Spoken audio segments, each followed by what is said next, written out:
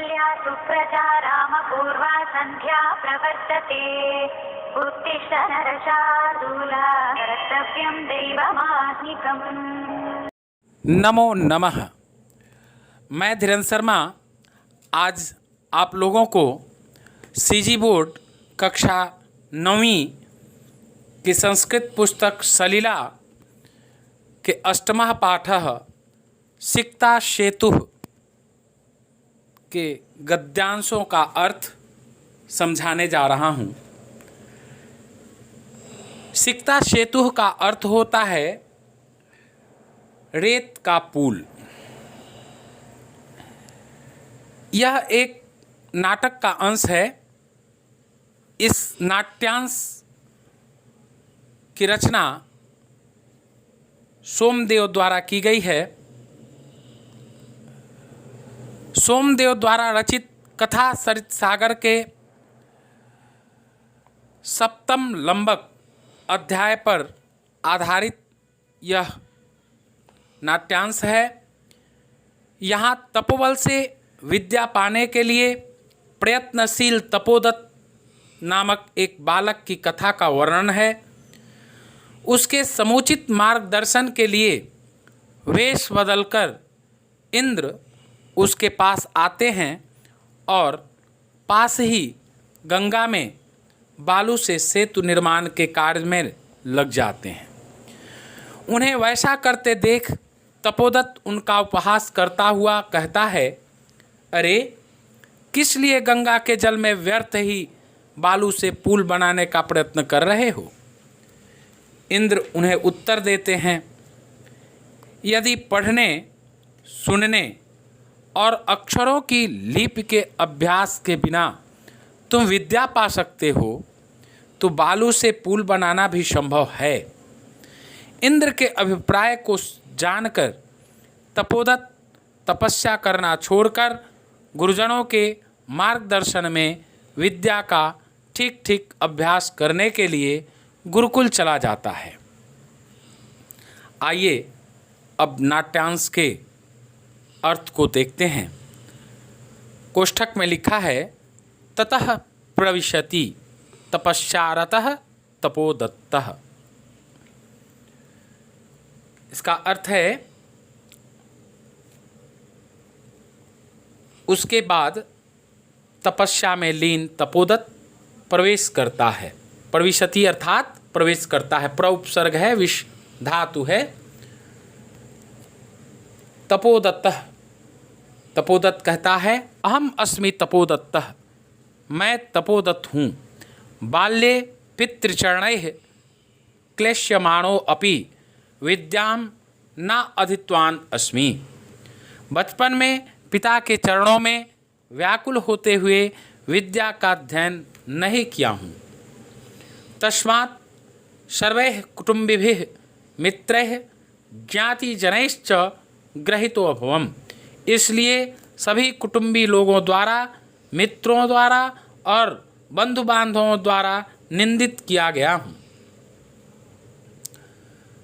कोष्ठक में लिखा है, ऊर्ध्व निःश्वस्य, मतलब लंबी सांस लेकर।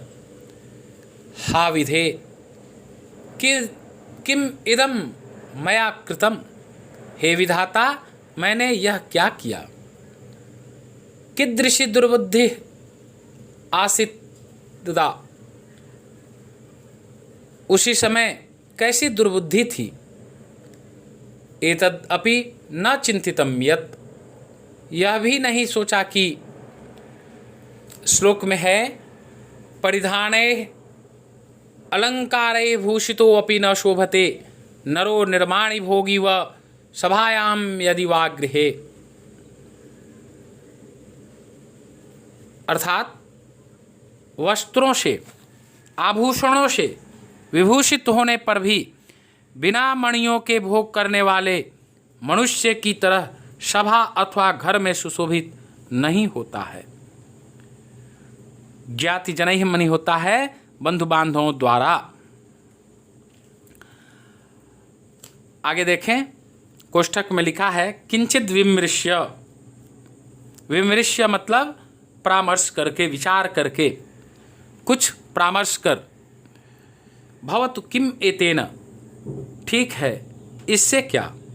दिवसे मार्गभ्रांतः संध्या यावत् यदि गृहम् उपैति तदपि वरम, दिन में रास्ते से भटका हुआ यदि शाम को घर आ जाता है तो भी श्रेष्ठ है। ना असौ भ्रांतो मन्यते, वह भूला नहीं कहा जाता है। एष इदानीं तपश्चर्या विद्यां वाप्तुं प्रवृत्तोऽस्मि, यह इस समय तपस्या से विद्या प्राप्त करने में लगा हुआ है। कोष्ठक में लिखा है जल्लो उच्छलनं ध्वनि श्रूयते, पानी के उछलने की आवाज सुनाई देती है। अये कुतो अयं कल्लोल्लोक्षण ध्वनि, अरे यह पानी की तरंगों के उछलने की आवाज कहाँ से। महामत्स्यो मकरो वा भवेत्, महामत्स्यो मतलब विशाल मछली, वामनी अथवा मकरो यानी मगर है। महामत्स्यो मकरो वा भवेत् अर्थात विशाल मछली अथवा मगर है क्या। पश्यामि तावत्, मैं देखता हूँ। कोष्ठक में फिर लिखा गया है पुरुषम एकम सिक्ताभिः सेतु निर्माण प्रयासम कुर्वाणम दृष्टवा साहसम, एक व्यक्ति को रेत बालू से पुल का निर्माण करते हुए देखकर हंसी पूर्वक।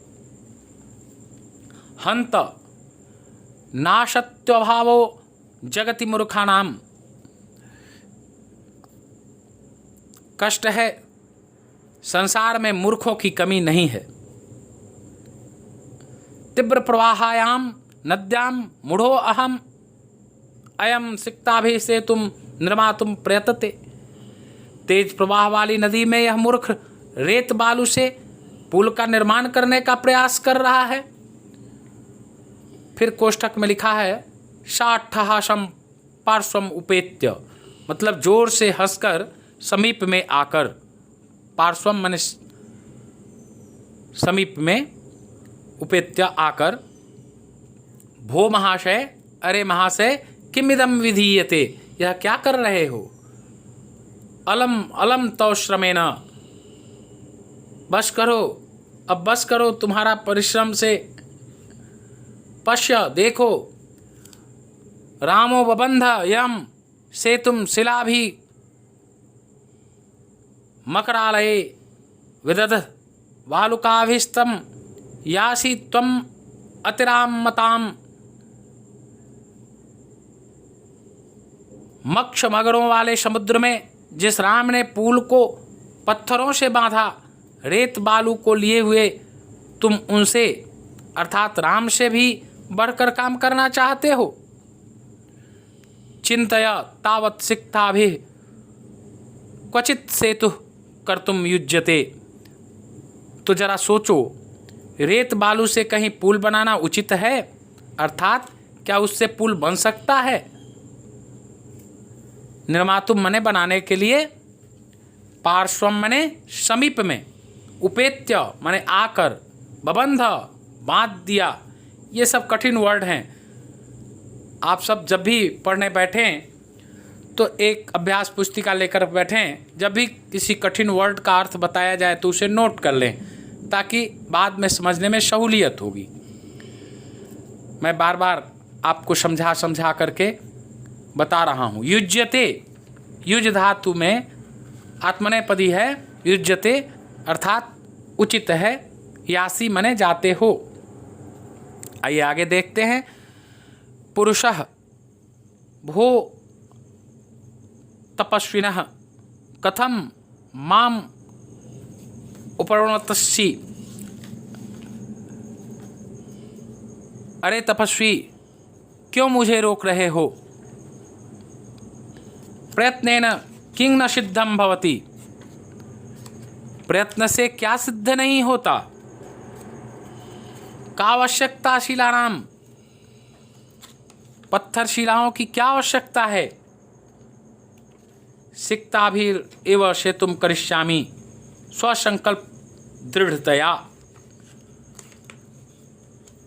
रेत बालू से ही पुल बनाऊंगा अपने दृढ़ निश्चय के द्वारा। तपोदत्त, तब तपोदत्त क्या कहते हैं? आश्चर्यम, आश्चर्य है। सिक्ताभिरेव सेतुम करिष्यसि, रेत बालू से ही पुल बनाओगे? सिक्ता जल प्रवाहे अस्थास्यन्ति किम, रेत जल के प्रवाह में रुकेगी क्या? किम माने क्या? अस्थास्यन्ति मतलब ठहरेगी, जल प्रवाहे मतलब जल के प्रवाह में, सिक्ता माने बालू, तो क्या जल के प्रवाह में रेत बालू रुकेगी क्या, ठहरेगी क्या? भवता चिंतितम न वा,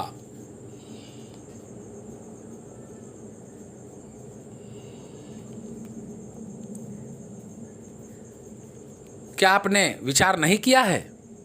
पुरुषः, तब वह व्यक्ति कहता है, कोष्ठक में लिखा है सोप्राशम, अर्थात हंसी उड़ाते हुए, मजाक उड़ाते हुए, चिंतितम चिंतितम, सम्यक चिंतितम, सोच लिया, सोच लिया, अच्छी तरह सोच लिया। ना हम सोपान मार गई रट्टम अधिरोढ़ुम विश्वसिमी, मैं सीढ़ियों से अटारी पर चढ़ने में विश्वास नहीं करता हूँ। सम उत्प्लुत्यैव गंतुम क्षमोऽस्मि, उछल कूद कर ही जाने में सक्षम हूँ। तपोदत्तः, तब तपोदत्त कहते हैं, कोष्ठक में है सव्यंग्यम, अर्थात व्यंग्यपूर्वक, साधु साधु, अच्छा अच्छा, आंजनेयम अतिक्रामशी, अंजनी पुत्र हनुमान का भी अतिक्रमण कर रहे हो, अर्थात उनसे भी बढ़कर हो रहे हो। सोपोत्साहम माने हंसी उड़ाते हुए होता है, साठहासम माने जोर जोर से हंसकर, अट्टम माने अटारी को, ये कर्मकारक है, द्वितीया विभक्ति है, अट्टम माने अटारी को, अधिरोढ़ुम मतलब चढ़ने के लिए, उपरोहिषा मतलब रोकते हो। आगे देखिए, पुरुषः सविमर्शम मतलब सोच विचार कर, कोंच अत्र संदेह, इसमें क्या संदेह है? किंच और भी, विना लिप्य अक्षर ज्ञानं तपोभि एव केवलम यदि विद्यावसे अस्तु, यदि विद्यावसे स्युष्ते सेतुर एस तथा मम। कहने का मतलब ये है कि यदि बिना अक्षर और लिपि ज्ञान के केवल तपस्या मात्र से ही विद्या तुम्हारे वश में हो जाए, तो उसी तरह यह पुल भी मेरे द्वारा बन सकता है। आगे देखते हैं तपोदत्त ने क्या जवाब दिया। तपोदत्तः शवै लक्ष्यम आत्मगतम, तपोदत्त लज्जापूर्वक अपने मन में कहते हैं, अये माम एवोदिश्य भद्र पुरुषो अयम अधिक्षिपति, अरे मुझे ही लक्ष्य करके यह सज्जन पुरुष आरोप कर रहा है। नूनं सत्यम अत्र पश्यामि, निश्चित ही, नूनं अव्यय पद है, इसका अर्थ होता है निश्चित ही। सत्यम अत्र पश्यामि, मैं इसमें सत्य को देख रहा हूँ। अक्षर ज्ञानं विनैव वैदुष्यम वाप्तुम अभिलषामि, अक्षर ज्ञान के बिना ही विद्वता प्राप्त करना चाहता हूँ।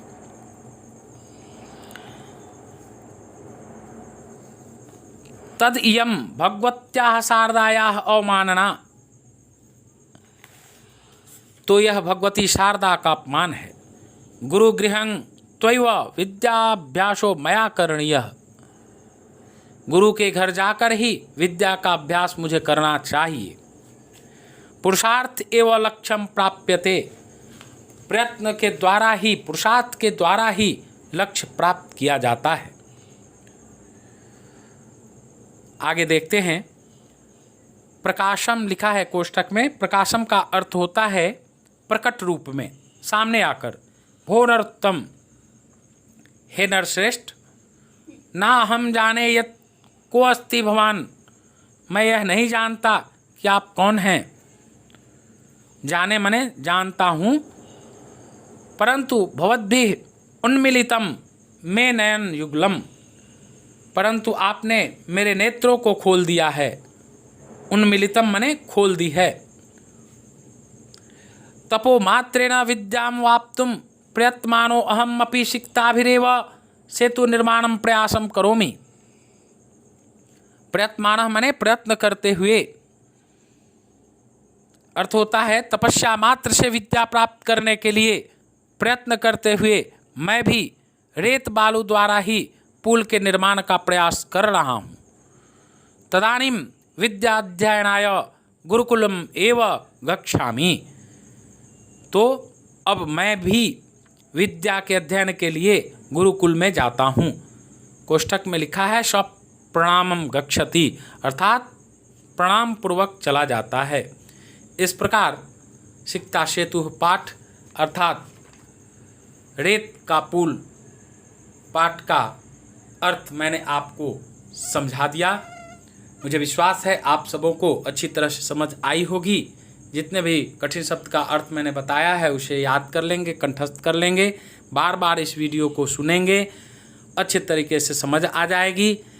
अंत में मैं आप सबों से यह आग्रह करूँगा कि यदि आपको मेरा यह वीडियो अच्छा लगा हो, अच्छे तरीके से समझ आया हो, तो निश्चित रूप से इस वीडियो को लाइक करेंगे, अपनों के बीच शेयर करेंगे और मेरे चैनल को निश्चित रूप से सब्सक्राइब करेंगे। आप सबों को मेरे वीडियो में बने रहने के लिए बहुत बहुत धन्यवाद। कमेंट के माध्यम से अपना विचार ज़रूर बताएंगे। जय हिंद, जय भारत।